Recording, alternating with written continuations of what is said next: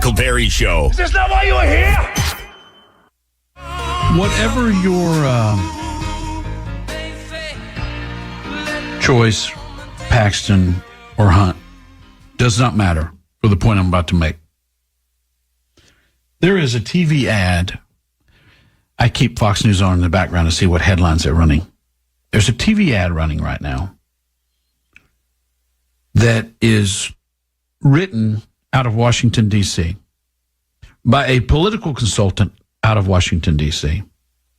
that is heavily funded through their PAC, their Political Action Committee, in Washington, D.C., from national donors, that is being spent to keep John Cornyn in Washington, where he's been for 24 years, where he lives, where he serves, all of it, Washington. And they sent a digital file and a check to TV stations in Texas to call Wesley Hunt Washington Wesley. They got to be sitting around the bar at night going, you know Tommy Thompson over here? He's the one that did the Washington Wesley ad. Dude, I saw that.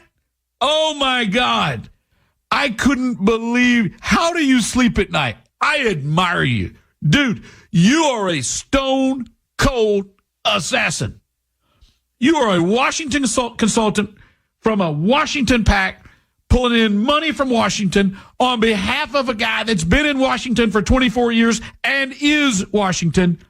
And you're attacking a guy that's a newbie congressman running against him as Washington. My God, that's awesome. You know what you ought to do? You won't do it, but I'll bet you what you ought to do is you ought to accuse Wesley Hunt of white privilege while you're at it. You ought to accuse Wesley Hunt of being an old dude who's been in D.C. for 24 years and has done nothing but be a whore for special interests like Ukraine and Big Pharma. And you ought to say that for that reason, Texans should betray Washington Wesley. You know, in a really odd way, and some people can identify with this, I can almost admire them. In the same way that if you watch a criminal mastermind show and you see guys that pull off a bank heist, you want them to get caught. You want them to go away. But you can appreciate the fact that they thought about how to disable the alarm that could never be they stole the Hope Diamond. You don't want a lawless society, but you can appreciate that they put a lot of time and effort, and then they just had the chutzpah to pull off such a deal.